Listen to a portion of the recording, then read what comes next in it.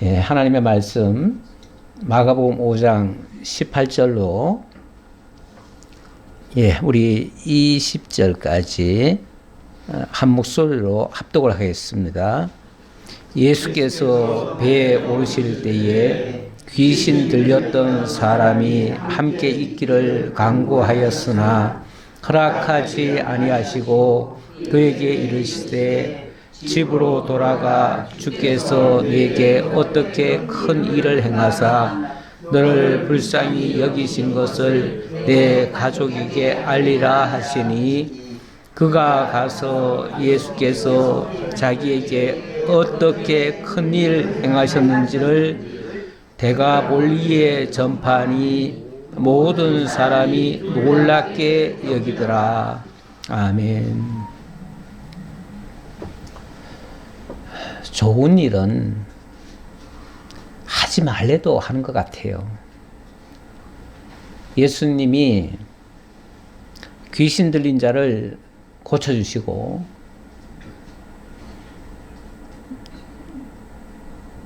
제발 어디 가서 떠벌리지 말아라. 다만 내 가족에게 가서 하나님이 너에게 어떻게 큰 일을 행하사 너를 불쌍히 여기신 것, 그걸 알려라. 하나님이 참으로 불쌍히 여겨서 그를 마귀의 그 울타리에서 벗어나게 하시고 구원을 얻게 하신 것, 그 은혜만 하나님 앞에 감사하고 평생을 그거 기억하고 그리고 하나님을 경배하면서 그렇게 살라. 그걸 가족에게 알려라. 가족은 알아야죠. 왜냐하면 가족들은 자기 아들이 미쳐도 보통 미친 게 아니에요.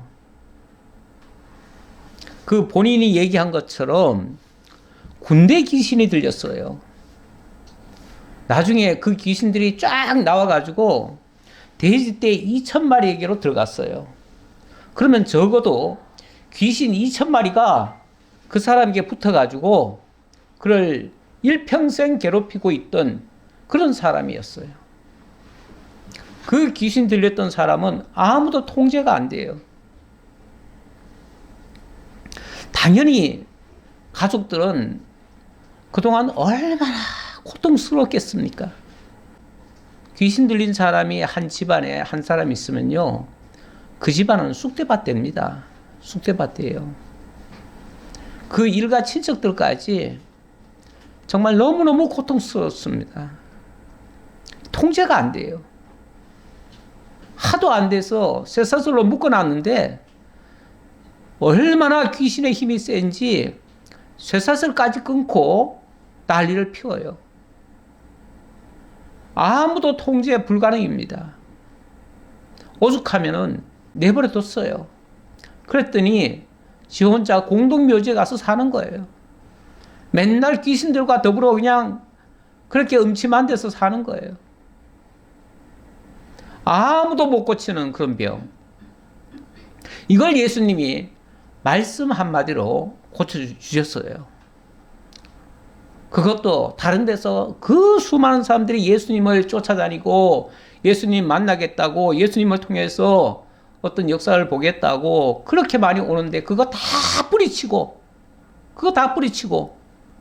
예수님 혼자 배를 타고 건너 마을, 그것도 보통 평소에는 아무도 안 가는 곳, 그런 곳에 예수님이 가셔서 그 한 사람을 치료해 주신 거예요. 얼마나 귀한 일입니까? 얼마나 감사한 일입니까? 평생 정말 죽음으로 그 은혜를 갚아도 다 갚지 못할 이 엄청난 하나님의 은혜를 입었습니다. 그러면 모든 사람이 박수치고 환영하고 예수님께 대해서 감사하고 길이길이 그 영광을 하나님께 돌리고 이렇게 해야 될 것 같은데 참으로 안타깝게도 그곳에는 돼지떼 2,000마리가 있었고 그 돼지떼를 키우던 사람, 주인이 있었습니다. 그런데 그 사람이 동네 가가지고 난리를 피운 거예요. 저 예수라는 작자가 오더니만 우리 돼지떼를 다 몰살시켰다고. 그래가지고 평소 같으면 아무도 안 오던 그 지역에, 그 공동묘지에 온 동네 사람들이 다 몰려와가지고 예수님을 향해서 제발 이곳을 떠나가시오. 당신이 와서 우리 사업을 다 망치고 있어. 그 천하보다 귀한 그 한 생명을 구원하신 그 주님의 그 놀라운 역사는 보지 못하고 돼지떼 2,000마리 그것이 뭐라고, 그거 잃었다고 난리를 치고 있어요. 사람들이 이렇게 한 생명의 고귀함은 모르고 정말 하나님의 그 백성의 그 아름다움은 보지 못하고 세상적인 경제적인 그런 논리로 모든 것을 판단하고 평가하는, 그야말로 정말 물질의 종로로 타고 있는 그런 모습을 보여주고 있는 상황입니다. 자, 어쨌든 예수님은 이 엄청난 일을 해놓고도 그 동리에서는 쫓겨났습니다. 쫓겨났어요. 예수님이 이렇게 귀한 일을 하시는데, 정말 사람의 생명을 구원하시는 이 역할을 하시는데 사람들은 그를 알아보지 못합니다. 그가 하신 일의 진정한 의미를 깨닫지 못합니다. 그래서 오해하고 대적하고 결국은 예수를 다 버립니다. 요한복음의 표현처럼 그가 참 빛이고 영원한 생명이신데 그 빛 대신 그리스도께서 자기 땅에 오매 어두운 가운데 있던 백성들을 구원하시러 오셨는데 아무도 몰라보고 그걸 다 배척하더라.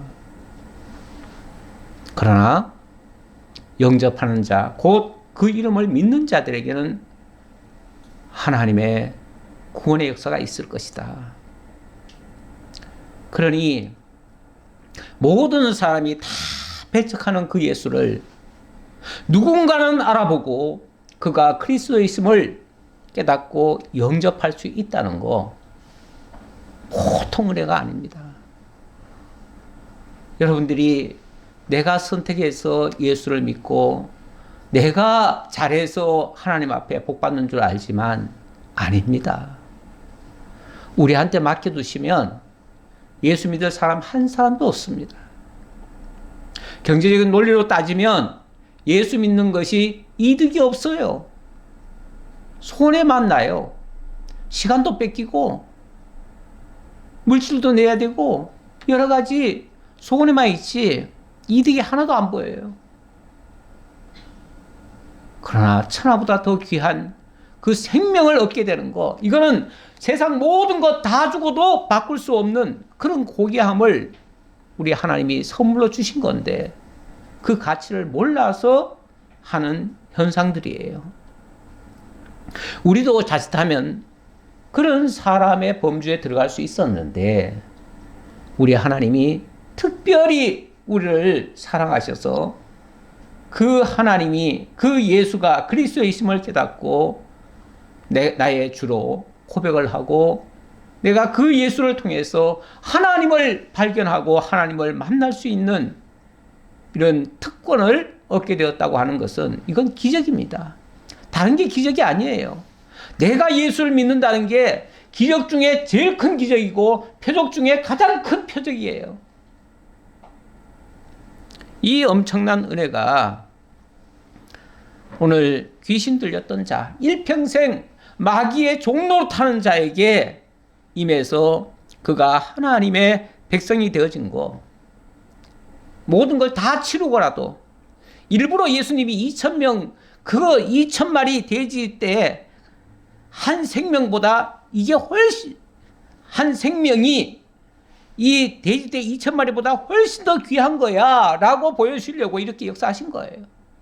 그런데 그걸 모르니까 아유, 내 아까운 돼지떼 2,000마리 그것만 생각하는 거죠. 우리 사람들이 이렇게 얄팍해요. 정말 가치 없는 것에다가 목숨 내걸어요. 진짜 중요한 생명이, 영원한 생명이 꺼져가는 것은 볼 줄 모르고 거기에 우리의 관심사가 있어야 된다는 것을 알 수 있습니다. 자, 그리고 5장 21절입니다. 예수께서 배를 타시고 다시 맞은편으로 건너가시니 큰 무리가 그에게로 모이거늘 이에 바닷가에 계시더니, 예수께서 다시 배를 타시고 다시 맞은편으로 가셨다. 그러니까 먼저 놀라운 역사들을 하셨댔죠. 그 이전에 4장에 놀라운 역사를 이미 하셨어요. 예, 오늘 우리 동부구역 특송하셨는데 큰 물결이 뭐예요 제목이? 설레는 어두운 바다. 예, 어두운 바다. 이게 꼭 이 장면이죠. 예, 이 장면이에요. 그 일렁거리는 모든 것을 다 집어 삼키고자 하는 그런 바다. 그 한가운데로 예수님이 들어가셔서 바람아 잠잠하라 고요하라 한마디에 그것들이 다 말 듣는 이 세상 삼라만상이 다 예수님의 명령 앞에 순종하는 모습을 보여준 거죠. 물론 그때도 그 과정 다 얘기하려면 한도 끝도 없죠. 이미 다 말씀드렸으니까 넘어가고요. 어쨌든 그 놀라운 역사를 하셨는데, 그리고 딱 가신 곳이 귀신 들린 자에게 간 거예요. 거기 누가 기다려서 온 게 아니에요. 많은 사람들이 거기에 모여 있으니까 내가 가야 되겠다 이렇게 하신 게 아니라 오히려 많은 사람이 따라오니까 그걸 피해서 바다로 들어가셨고, 그리고 도착한 곳이 귀신 들렸던 자의 공동묘지였어요. 그러니까 아무도 반기지 않는 곳으로 예수님은 가셔요. 예수님이 가신 곳은 항상 반기는 곳으로 가는 게 아닙니다. 반기지 않는 곳으로 가요. 그곳에 가셔서 2,000마리 귀신에게 사로잡혔던 자를 건져내시고, 그리고 거기서 쫓겨나셔요. 쫓겨나셔서 다시 배를 타시고 또 건너편으로 오신 거예요. 그러니까 이쪽에서 피해서 가셨다가 거기서 쫓겨나서 이쪽으로 또 오신 거예요. 그러니까 막 환영해서 왔다 이렇게 말씀하시면 안 돼요. 예, 쫓겨다니시는 거예요. 어떻게 보면은. 쫓겨다니다 보니까 예수님은요, 어느 한 곳에 정착을 해서 오래 머무시는 법이 없습니다. 그래서 여기서 막 누가 일부러 쫓아내지 않더라도 사람들이 많이 모여들면 예수님이 스스로 또 피하셔요. 이러다 보니까 예수님은 갈릴리 전 지역을 다 다니셨어요. 이렇게 어찌 보면 쫓겨다니듯이 다니신 거예요. 그런데 그 가는 곳곳마다 몇몇 사람, 정말 다수를 구원하시는 예수님의 모습은 아니에요. 그러나 소수지만 정말 꼭 필요한 자에게 복음이 증거되어지고 그를 통해서 당신이 그리스도이심을 증명하시는 이런 표적을 보여주시죠. 지금 바로 그런 내용인데요. 자, 그래서 다시 정황적으로 보면 다시 배를 타시고 맞은편으로 건너가셨다. 그런데 어떻게 예수님의 소문을 들었는지 어쨌는지 또 많은 사람들이 몰려들었네요. 그러니까 예수님이 얼른 그들을 반기면서 육지로 내려지는 게 아니라 그냥 바닷가에 머물러 계셔요. 그랬더니 이에 바닷가에 계시더니, 근데 그때 마침 한 사람, 바로 해당장 중에 하나인 야이로라 하는 이가 와서 예수를 보고 발 아래 엎드려 간곡히 구하여 이르되 내 어린 딸이 죽게 되었사오니 오셔서 그 위에 손을 얹으사 그로 구원을 받아 살게 하소서 하거늘, 이에 그와 함께 가실새 큰 무리가 따라가며 애워싸 밀더라. 해당장, 유대인들은 각 지역마다 회당이라는 게 있어요. 시나고게라고 하는데 어쩌면 오늘날 교회당의 원형 같은 모습이에요. 거기서는 하나님의 말씀을 선포하고 거기서 뭐 예배드리는 그런 장소라고는 볼 수 없는데 어쨌든 거기서 말씀이 선포되는 곳이에요. 그러니까 성전 개념과는 조금 다른데 그런 회당이 다 있어요. 마을마다. 거기에 회당장 중에 하나인 야이로라는 이가 와서 예수를 보고 발 아래 엎드려. 그는 아마 어쩌면 그 지역에서 유지 같은 사람 아니겠어요? 해당장이면은. 그런 사람이 예수께 와서 발 아래 엎드렸습니다. 굉장히 절박하니까 그런 거죠. 왜냐하면 야이로의 딸이 다 죽게 됐어요. 근데 어린 딸이래요. 어린 딸. 내 어린 딸이 죽게 되었사오니 오셔서 그 위에 손을 얹으사 그로 구원을 받아 살게 하소서. 너무 어린 딸이 죽게 되니까 너무 불쌍합니다. 제발 예수님 오셔서 예수님이 손을 얹으면 살 것 같은데 예수님 오셔서 손 좀 얹어주세요. 이렇게 얘기를 한 거예요.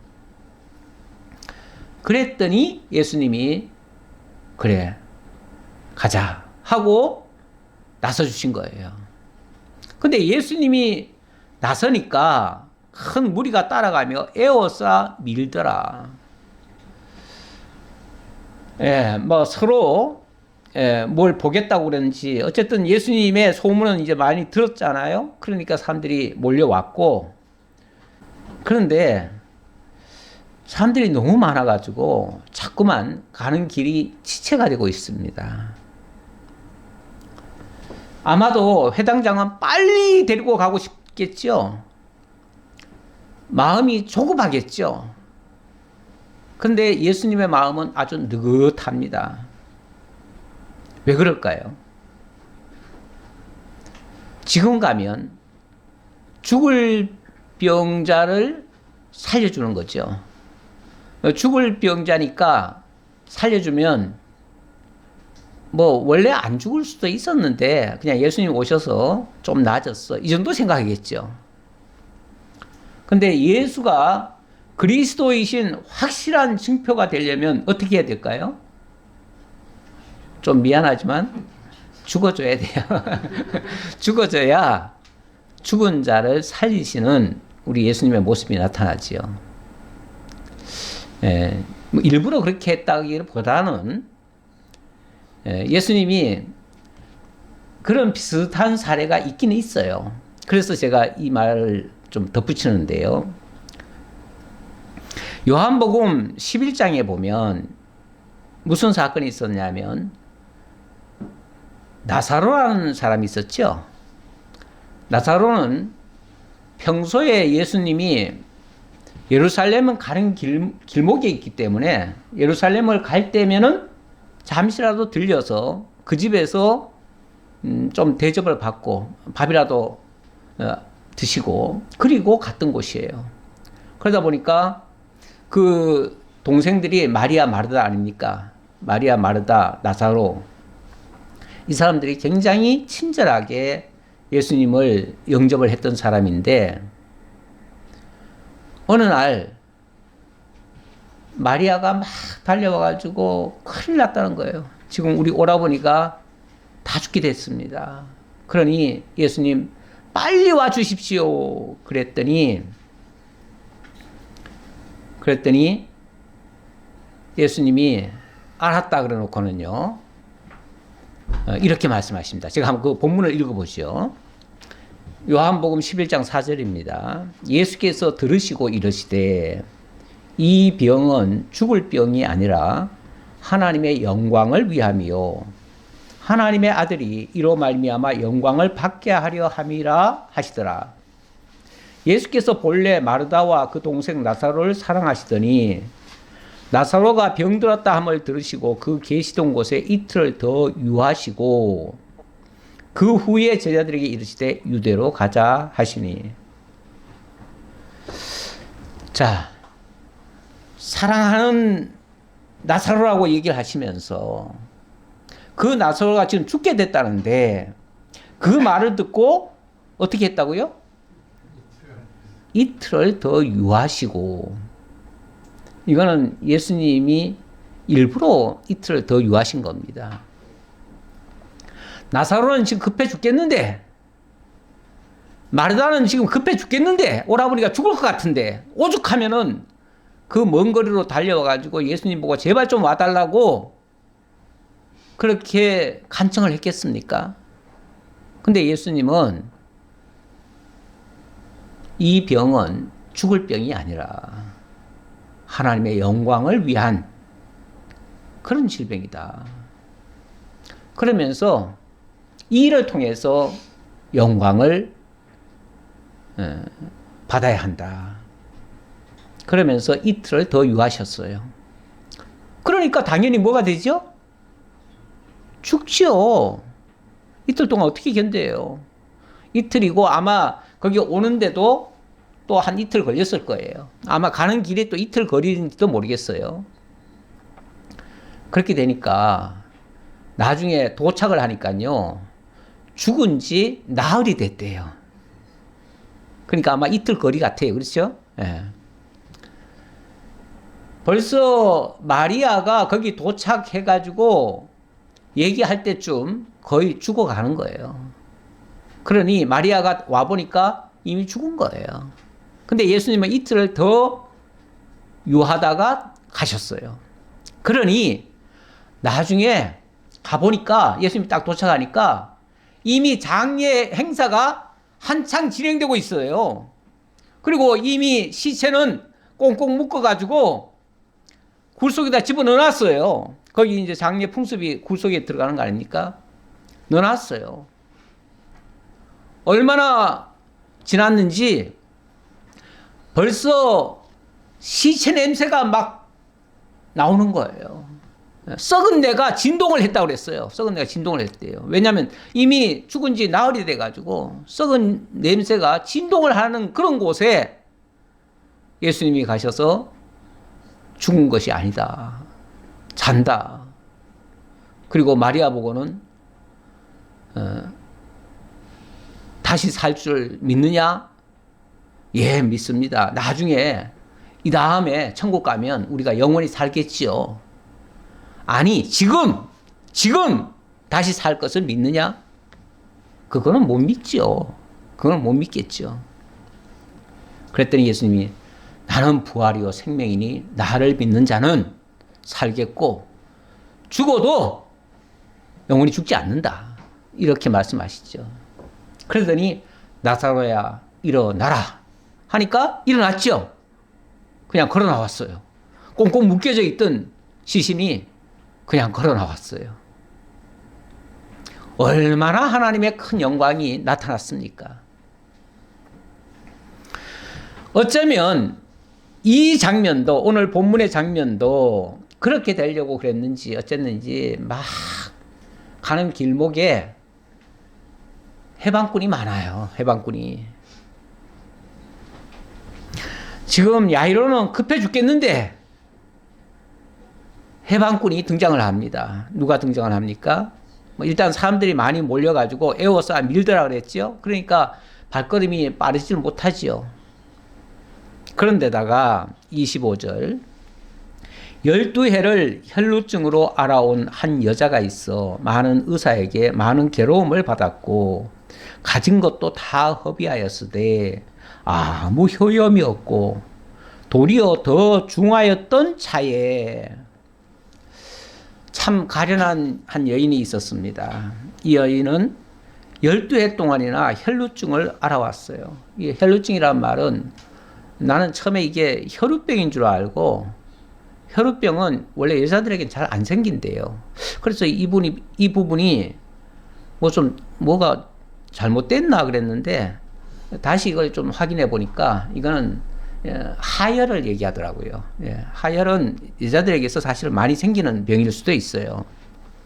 그런데 이 사람이 이것 때문에 너무 힘들게 병을 알아온 거예요. 오랫동안 12년 동안 그랬으니까요. 그러면서 용하다는 의사 안 찾아갔겠어요? 유명한 의사 안 찾아갔겠어요? 다 찾아갔지요. 그랬더니 뭐 이렇게 하면 됩니다. 저렇게 하면 됩니다. 뭐 약도 처방하고 뭘 하는데 많은 의사에게 많은 괴로움만 받았어요. 아무런 효험 못 봤다는 얘기죠. 안 됐다는 얘기예요. 치료가 안 됐다는 얘기예요.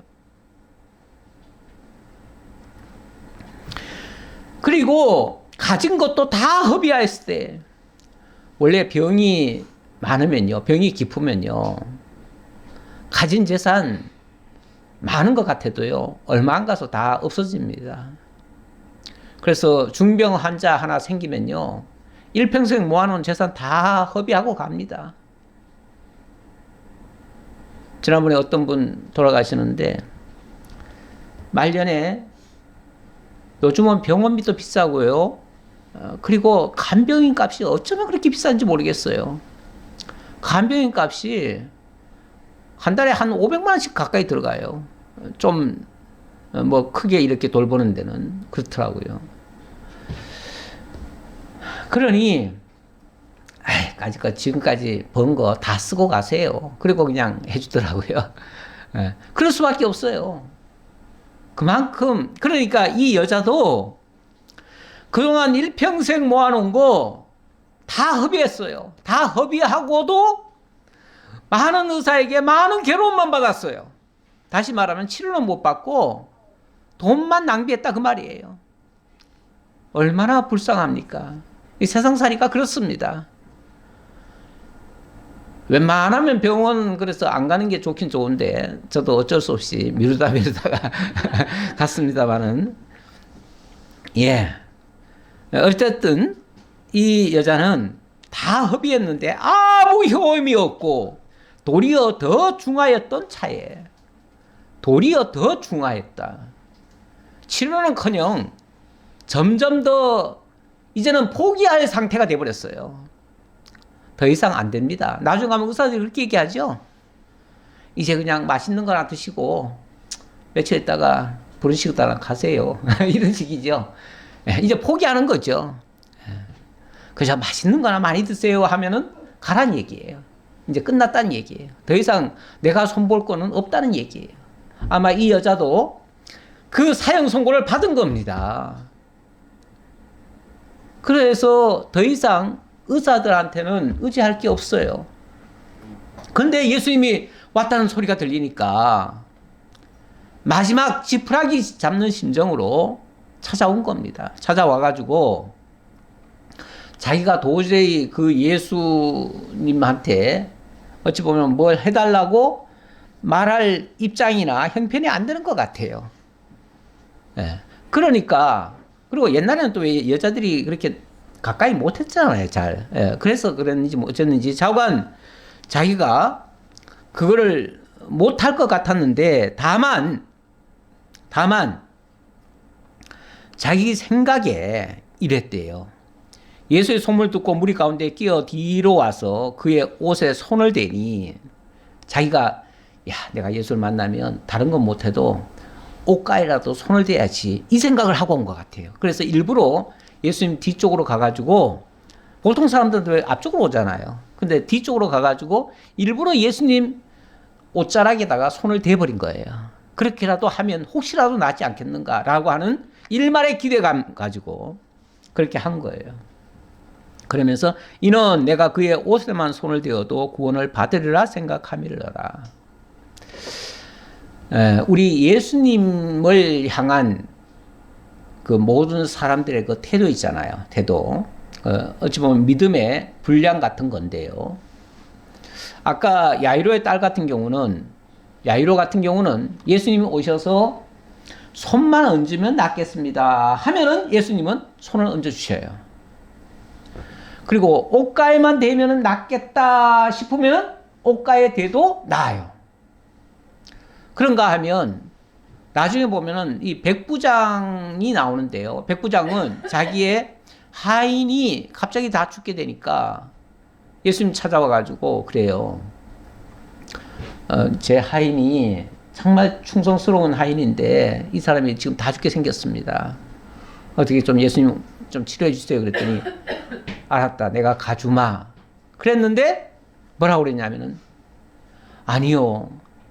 예수님께서 내 집에 오심을 제가 감당치 못하겠습니다. 그러니 말씀으로만 하옵소서 그래요. 말씀으로만 하옵소서.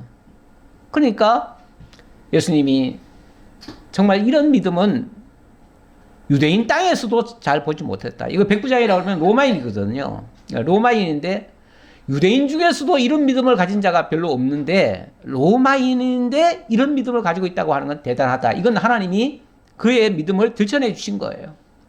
들춰내 주시니까 예수님이 말씀 한마디 하셨죠. 네, 나으라 말을 하니까 그리고는 예수님이 안 가셨어요.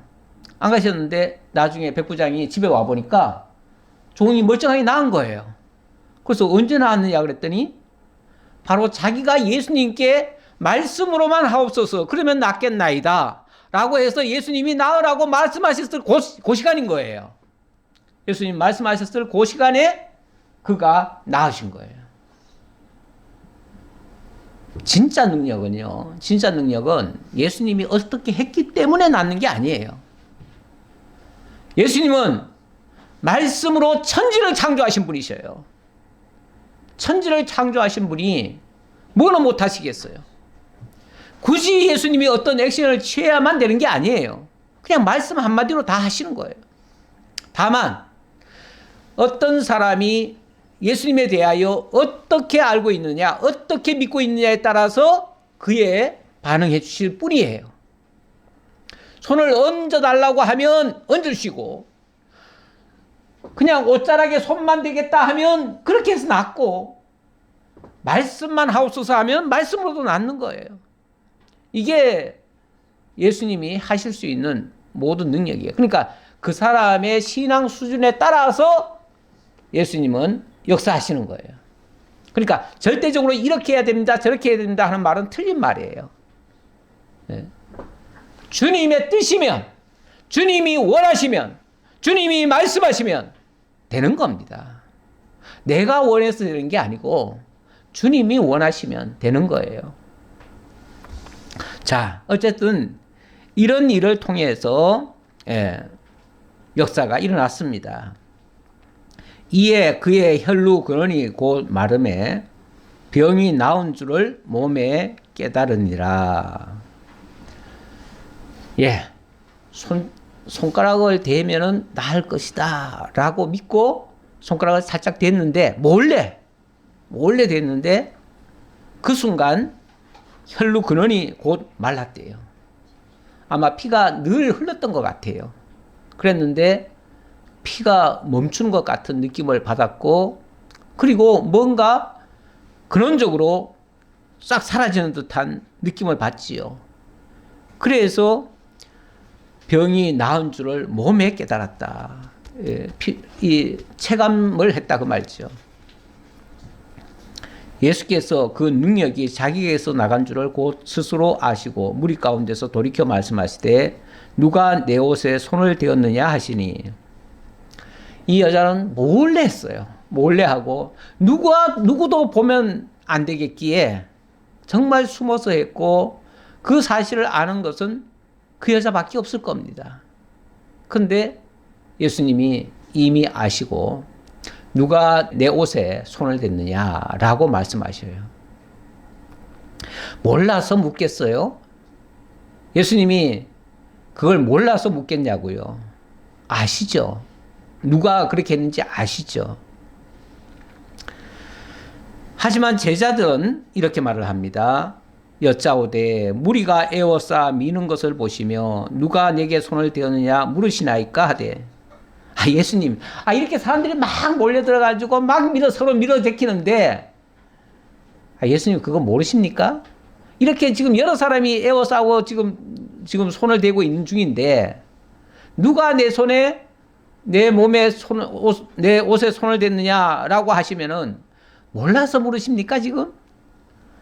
이제 제자들의 생각은 그렇죠. 어느 특정 여인이 손을 댔다기보다는 거기 많은 사람들이 이 사람 저 사람 막 밀칠 거 아니에요. 이렇게 저렇게 하다 보면 이 사람도 부딪히고 저 사람도 부딪히죠. 근데 그렇게 그냥 지나가면서 따라다니면서 그냥 밀치는 거는 아무것도 아닌 거예요, 사실은. 아무것도 아닌 거예요.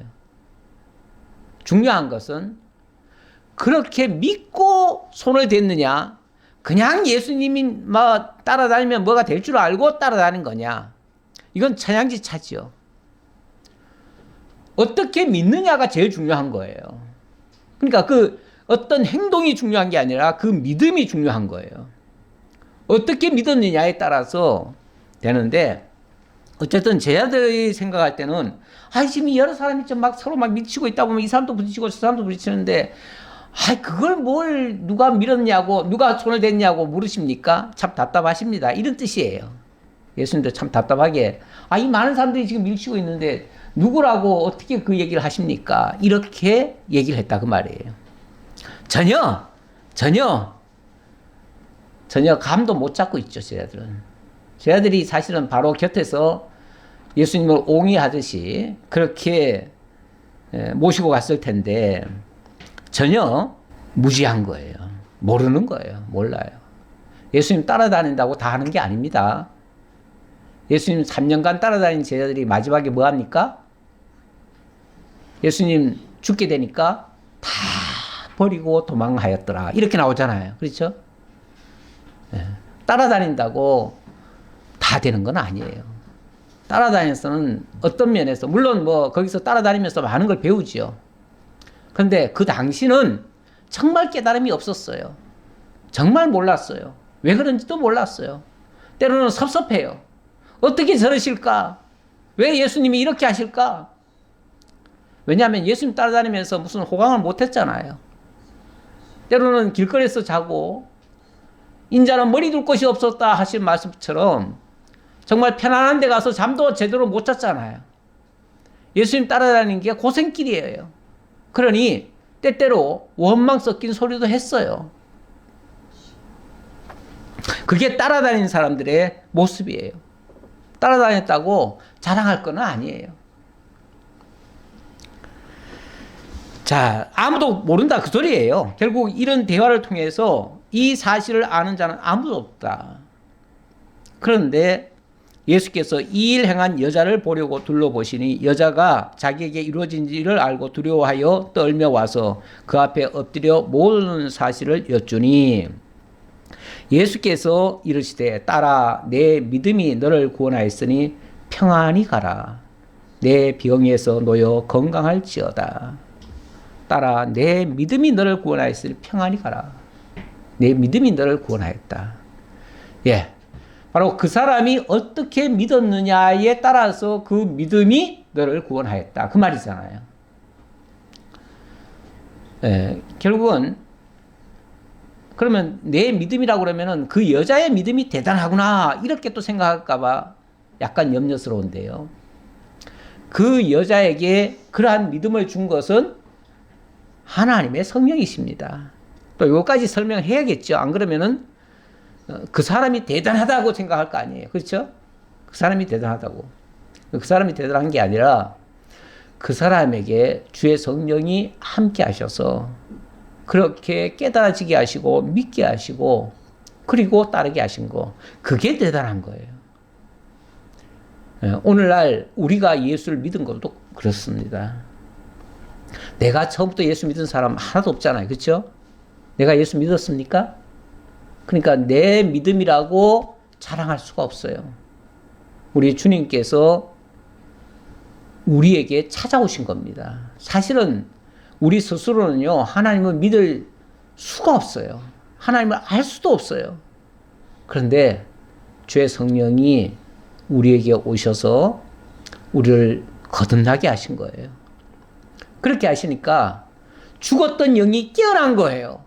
깨어나니까 그제서야 아빠, 아버지 하고서 하나님에 대해 눈이 띄어진 거예요. 그래서 아버지를 나의 아버지 하고서 부르게 된 거예요.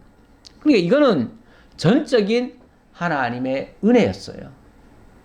그래서 믿음은 하나님의 선물이라 이렇게 얘기를 해요. 선물이라. 우리에게 이 믿음을 주신 그 하나님 앞에 모든 영광 돌리시고 내가 믿음 좋다고 자랑하지 마시고 하나님의 은혜가 아니면 우리는 아무것도 얻을 수도 없고 이룰 수도 없다. 이 사실을 기억하시고, 그리고 항상 하나님 앞에 영광을 돌리시는, 그리고 그 깨달은 은혜에 대해서는 찬양하시는 여러분들이 다 되시기를 진심으로 기원합니다. 제가 요 뒤까지 다 해야 설명이 좀 더 좋은데 오늘 좀 참겠습니다. 참고 다음 주에 여기 이어서 설명을 드리도록 하겠습니다. 이 사실은 하이라이트는 이 뒷부분입니다. 뒷부분인데 그 부분은 우리 다음 주에 확인하도록 하겠습니다. 기도하겠습니다. 감사합니다. 하나님, 저희들이 심히 부족하고 연약하고 우리 스스로는 아무것도 할 수 없는 참으로 연약한 존재들인데, 우리 하나님께서 하나님의 이 놀라운 역사들을 깨닫게 하시고 믿어지게 하시고, 그리고 하나님의 나라를 볼 수 있도록, 예수가 나의 구주 되심을 깨달을 수 있도록 하시오니 너무나 감사합니다. 이 믿음을 가지고 살아가는 자들은 이 세상뿐만 아니라 자신도 이기고 모든 것을 이기며 승리하며 살아간다는 사실 기억하고, 늘 감사와 영광이 충만한 그러한 삶으로 이어지도록 역사해 주옵소서. 모든 일에 감사드리옵고 예수 그리스도의 이름으로 기도하옵나이다. 아멘.